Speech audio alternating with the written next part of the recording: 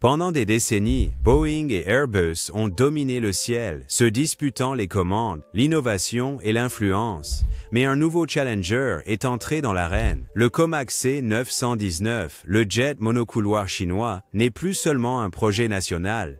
Cela suscite un véritable intérêt international. Maintenant, un acheteur surprise en dehors de la Chine pourrait bouleverser l'ordre mondial de l'aviation. Ce n'est pas seulement une question d'avion. Il s'agit de politique, de commerce et de contrôle sur le marché le plus compétitif du monde. Les barrières réglementaires, les préoccupations de sécurité et les alliances mondiales sont soudainement en jeu. Alors, comment en sommes-nous arrivés là? Qui parie sur le C919? Et qu'est-ce que cela signifie pour Boeing, Airbus et le prochain chapitre de l'aviation commerciale? Rejoignez-nous alors que nous décomposons tout cela. Comac a été lancé en 2008 avec un objectif clair, construire le premier grand avion commercial de la Chine et pénétrer un marché dominé par Boeing et Airbus. Le C919 était la pièce maîtresse de cette ambition, destinée à concurrencer directement le Boeing 737 MAX et l'Airbus A320neo. Soutenu par le gouvernement chinois, le projet symbolisait plus que de l'ingénierie. Il s'agissait de la capacité nationale et de l'indépendance industrielle à long terme. Mais les progrès étaient lents. L'avion a fait face à des révisions de conception répétées, des problèmes de test et des complications dans la chaîne d'approvisionnement. Néanmoins, Pékin a continué à avancer, déterminé à prouver qu'il pouvait construire un avion pour la scène mondiale. En tant qu'avion à fuselage étroit, le C919 vise directement le même segment que le Boeing 737 MAX et l'Airbus A320neo. Il accueille généralement entre 158 et 168 passagers et offre une portée maximale d'environ 3452 miles, suffisante pour couvrir la plupart des routes intérieures en Chine et de nombreux vols régionaux à travers l'Asie. L'avion est propulsé par les moteurs LEAP-1C de CFM et utilise un système de contrôle de vol électrique. Son ensemble avionique provient largement de fournisseurs occidentaux comme Honeywell. Structurellement, il utilise des alliages d'aluminium conventionnels, évitant les composites en carbone qui augmentent le coût et la complexité. C'est une conception simple, conçue pour la praticité et l'échelle, conçue pour rivaliser directement avec le Boeing 737 MAX et l'Airbus A320neo. Le C919 entre sur un marché dominé par des décennies de performances éprouvées. Il reflète la portée et la capacité de ses rivaux, mais ce qu'il n'a pas encore, c'est un historique de vol approfondi. Les compagnies aériennes et les régulateurs du monde entier le considèrent toujours comme non éprouvé, surtout en dehors de la Chine.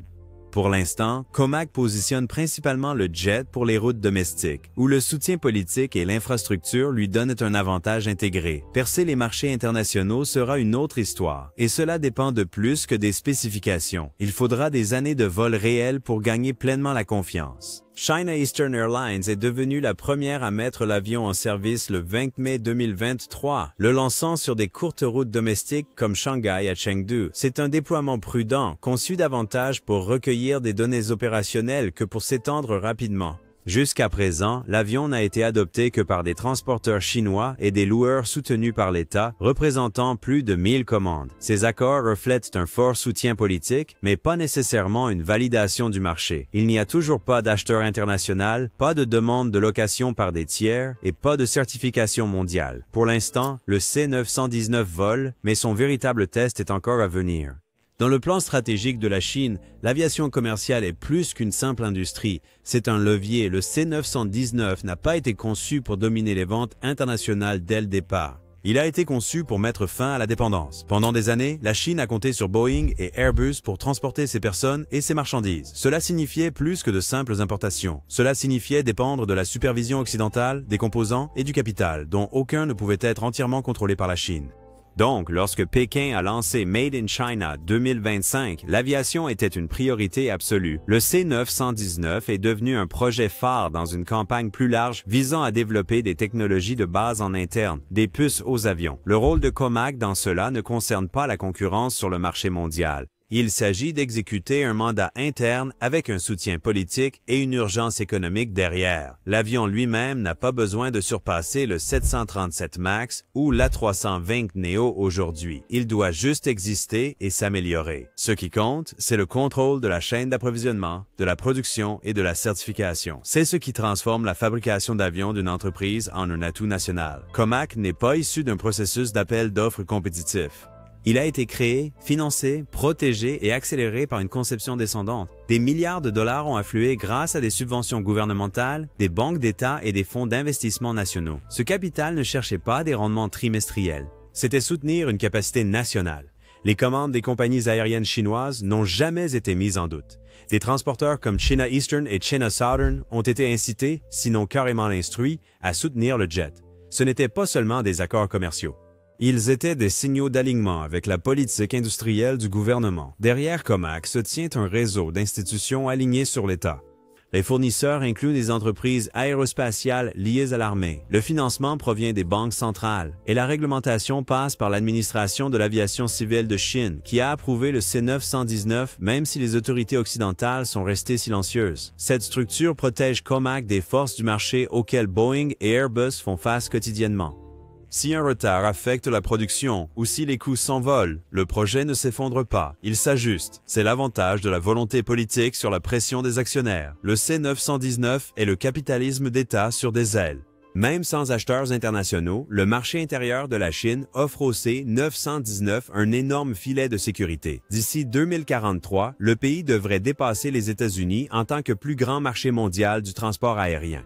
Cela signifie que plus de 8000 nouveaux avions seront nécessaires pour répondre à la demande, suffisamment pour maintenir les lignes de production sans exporter un seul avion. Comac ne cherche pas à conquérir l'Occident demain, il essaie d'abord de dominer le marché intérieur où le prix, la politique et la disponibilité comptent autant que l'autonomie en carburant.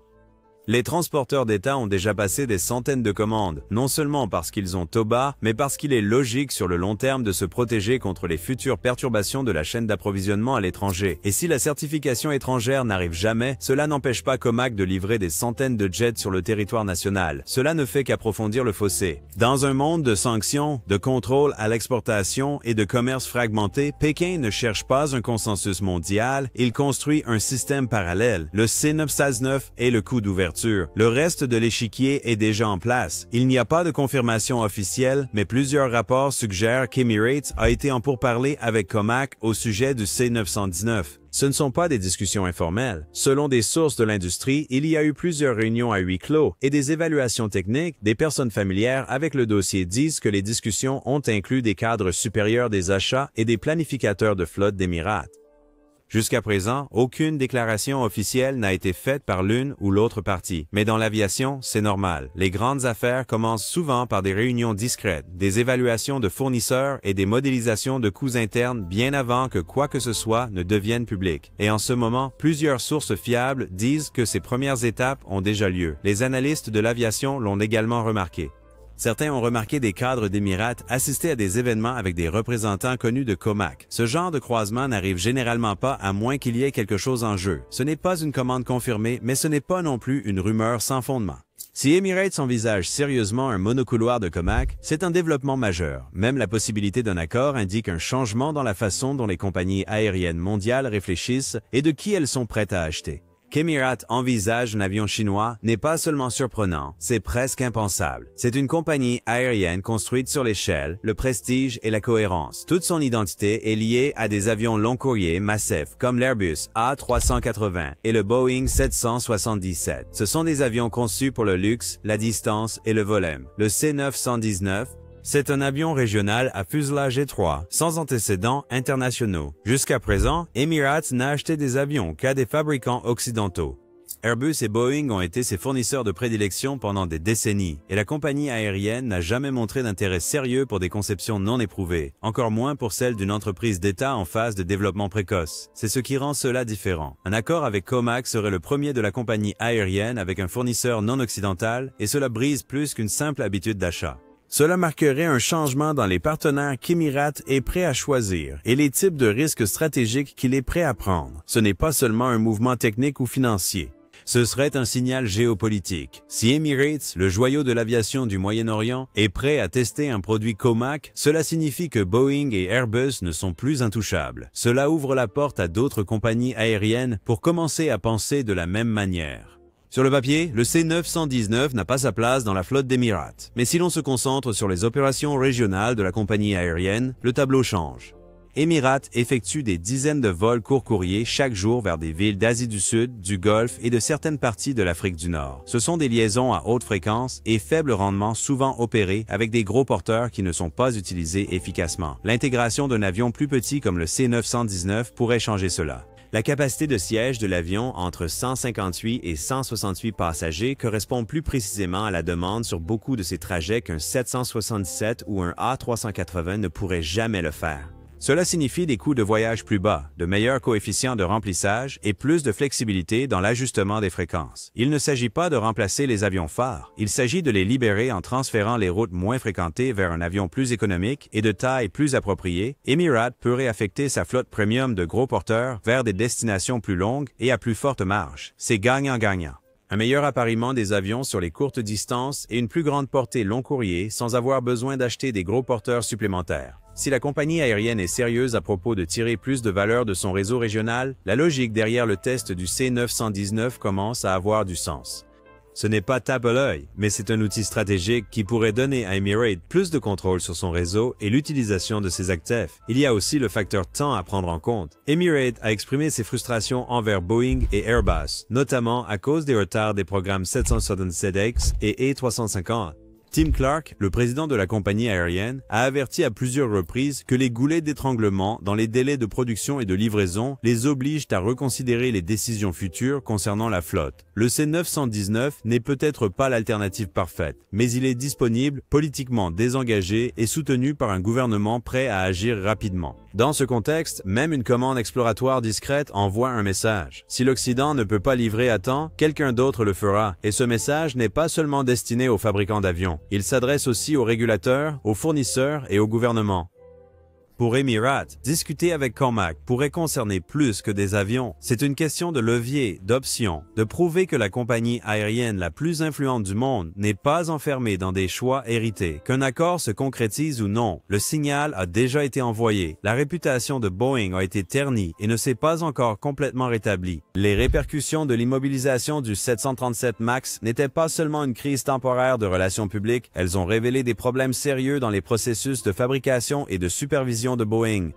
Nous, chez Boeing, sommes désolés pour les vies perdues dans les récents accidents du 737 MAX.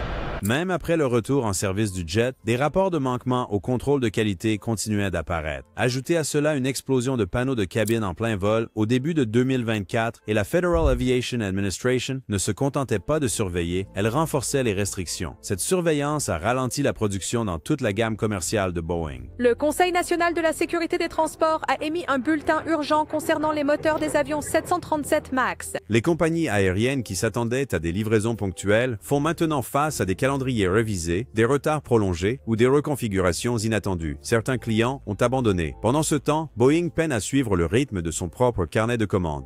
Le 777X reste retardé. La ligne 787 a connu des pauses de production et les fournisseurs sont frustrés par des flux de travail incohérents. Pour les transporteurs planifiant une croissance ou même un simple renouvellement de flotte, Boeing ne ressemble plus à un partenaire garanti. Cela ressemble à un pari. C'est l'écart que Comac vise. Pas avec de meilleures performances ou plus d'autonomie, mais avec disponibilité, prévisibilité et quelque chose que Boeing ne peut pas offrir en ce moment, une feuille blanche. Airbus n'est pas en crise, mais n'est pas non plus en position d'aider. Les créneaux de production pour des modèles clés comme l'A320neo sont entièrement réservés jusqu'en 2020, 2029 et au-delà.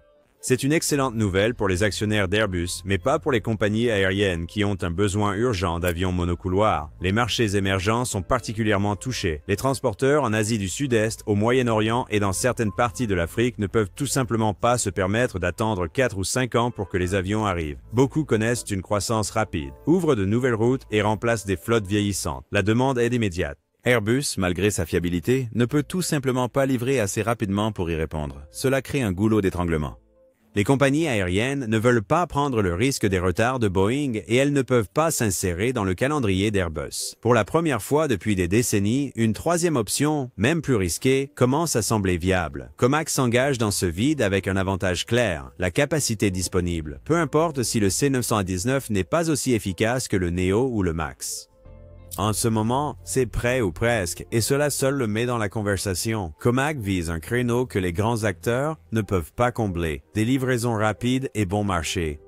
Alors que Boeing et Airbus font face à des retards et des carnets de commandes pleins, Comac propose un délai d'exécution plus rapide soutenu par un fort appui de l'État. Les banques et sociétés de leasing chinoises regroupent le financement, la maintenance et l'assurance dans des offres subventionnées, réduisant les coûts pour les compagnies à bas prix et régionales. Pour les compagnies aériennes qui ne veulent pas attendre 5 ans pour un A320 ou un 737, le C919 offre une alternative immédiate. Il ne s'agit pas de correspondre spécification pour spécification avec les avions occidentaux. Il s'agit de disponibilité, de prix et d'accès. Pour certains opérateurs, cela suffit et Comac le sait. Sur un marché avide d'avions, même le deuxième choix devient une option sérieuse quand on peut l'obtenir dès demain. Les rapports suggèrent que le C919 peut coûter jusqu'à 30% de moins qu'un A320 Neo ou un 737 MAX. Cet écart de prix n'est pas un hasard. C'est une stratégie délibérée pour sous-coter la concurrence et gagner des parts de marché précoces. Pour les compagnies aériennes avec des marges réduites, surtout en Asie, en Afrique ou en Amérique latine, cette réduction n'est pas seulement attrayante, elle est décisive. Les sociétés de leasing proposent déjà des offres agressives pour déplacer les avions à l'international. L'objectif n'est pas le profit dès le premier jour, c'est le placement, faire voler les jets, établir la confiance et faire transpirer les fabricants occidentaux. Ce n'est pas glamour, mais c'est ainsi que la disruption commence généralement. Le C919 peut voler, mais il le fait sous la protection de l'autorité de l'aviation civile de la Chine, mieux connue sous le nom de CAAS, qui a accordé la certification de type de l'appareil à la fin de 2022. C'est le feu vert pour commencer le service commercial, mais uniquement à l'intérieur des frontières de la Chine. Le problème? Pas encore de reconnaissance de la part des grands régulateurs mondiaux, la Federal Aviation Administration aux États-Unis, ou l'Agence de l'Union européenne pour la sécurité aérienne. Sans ces certifications, le C919 ne peut pas voler dans ou entre la plupart des marchés occidentaux. Il ne peut pas non plus y être vendu. Ce n'est pas un petit écart, c'est un mur. Et pour l'instant, il n'y a pas de calendrier clair pour savoir quand ou si ce mur tombera. Cela maintient Comac enfermé, géographiquement et commercialement. Obtenir une certification en dehors de la Chine n'est pas seulement une question de formalité administrative, c'est aussi une question politique. Les tensions entre Pékin, Washington et Bruxelles ont rendu le chemin vers l'approbation beaucoup plus difficile. Le régulateur européen, l'ASA, a prudemment déclaré qu'il pourrait falloir entre 3 et 6 ans pour terminer sa propre évaluation du C919. Cela suppose une coopération totale et aucun retard. Jusqu'à présent, l'administration fédérale de l'aviation des États-Unis n'a rien dit publiquement, ce qui est un message en soi. Ces agences ne vérifient pas seulement la conformité technique, elles évaluent le risque géopolitique, l'intégrité de la chaîne d'approvisionnement et la pression des fabricants nationaux. Pour Comac, le retard signifie des années d'accès restreint au marché et aucune véritable possibilité de percer dans la concurrence internationale, du moins pas encore. Même si les régulateurs finissent par approuver le C919, la confiance du public est un tout autre obstacle. La couverture médiatique occidentale a été prudente au mieux, sceptique au pire. Les forums d'aviation et les rapports d'analystes posent souvent la même question. Est-il suffisamment sûr pour voler? Le C919 n'a pas encore eu d'incident majeur, mais il n'a pas non plus volé suffisamment pour que l'on puisse tirer des conclusions sérieuses. Il opère principalement sur de courtes routes domestiques en Chine, avec une exposition limitée à des conditions mondiales variées, comme le froid arctique, les tempêtes tropicales ou les aéroports en haute altitude. Ce manque de données opérationnelles laisse beaucoup de place au doute. Les compagnies aériennes, surtout celles visant des passagers internationaux, ne peuvent pas simplement acheter des avions. Ils doivent vendre la confiance. Et tant que le C919 ne se sera pas prouvé sur des milliers de vols à travers une variété de marchés, cette confiance restera difficile à gagner. Peu importe ce que disent les documents, les compagnies aériennes n'achètent pas seulement des avions, elles achètent des antécédents. Boeing et Airbus ont accumulé des millions d'heures de vols enregistrés sur des décennies, à travers tous les terrains, dans toutes les conditions. Cette histoire a du poids, surtout avec les transporteurs premium qui comptent autant sur la fiabilité que sur l'image de marque. Comac, en comparaison, est encore un nouveau venu. Le C919 a enregistré moins de 2 ans de service commercial, presque entièrement en Chine. Aucun test de résistance internationale.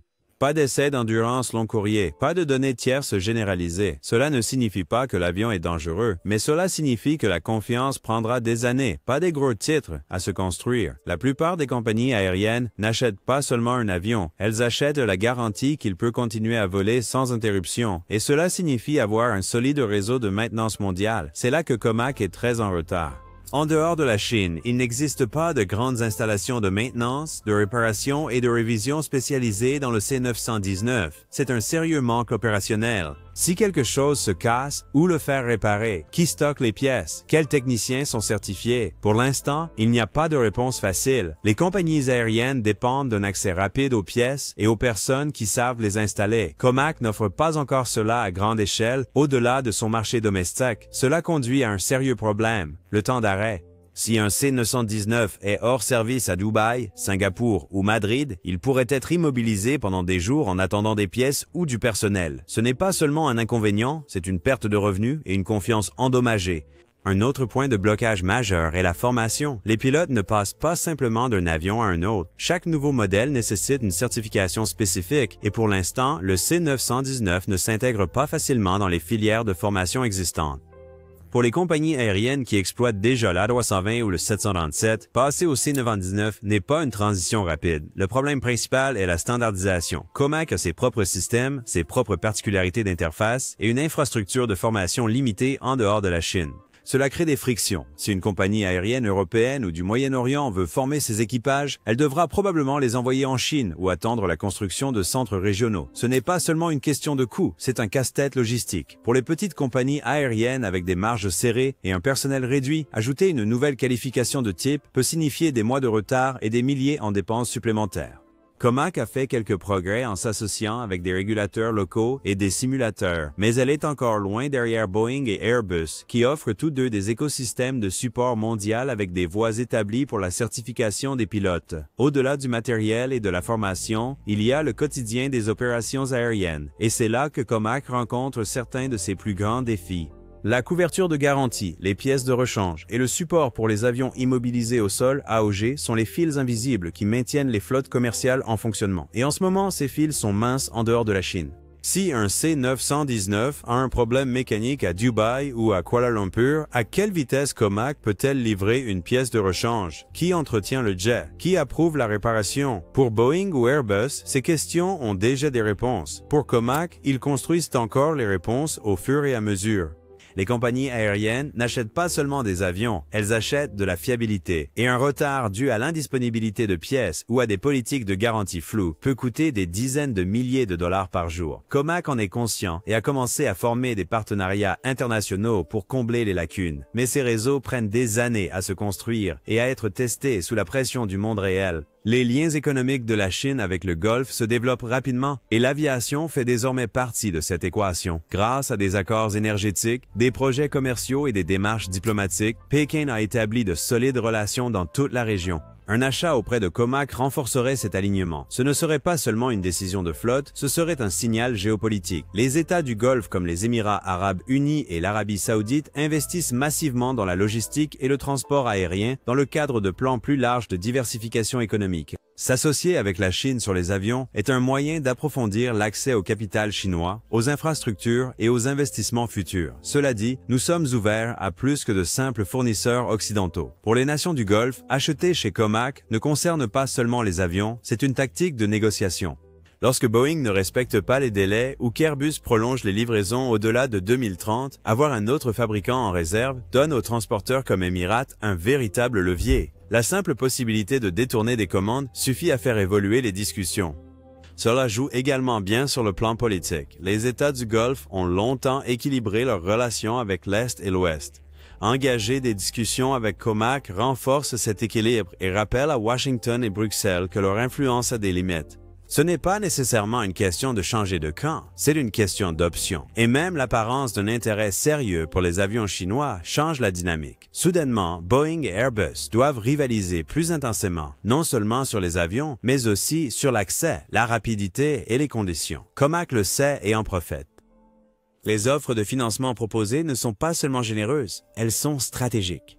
Les transporteurs du Golfe reçoivent le soutien des banques d'État chinoises, des conditions de location favorables et des délais de remboursement longs soutenus par la bonne volonté politique. C'est un jeu différent de celui auquel jouent habituellement les fabricants occidentaux. Pour les hubs régionaux en pleine croissance cherchant à se développer sans avancer des milliards, c'est tentant. Comac ne vend pas seulement des avions, il propose un modèle de partenariat. Et bien que l'avion ne puisse pas égaler un 737 MAX ou un A320neo en termes de performance aujourd'hui, la structure globale de l'accord peut sembler beaucoup plus attrayante, surtout si l'objectif n'est pas seulement d'acheter un avion, mais de changer l'équilibre des pouvoirs. Le C919 a commencé comme un prototype avec des perspectives limitées, mais c'est maintenant un avion commercial certifié et transportant de vrais passagers sur des lignes régulières. Si une grande compagnie aérienne mondiale comme Emirates s'engage, ce ne sera pas un geste symbolique.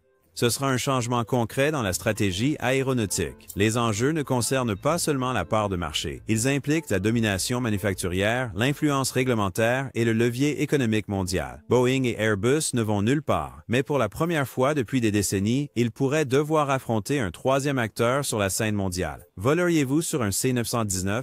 Partagez votre avis dans les commentaires et abonnez-vous pour plus d'analyses approfondies.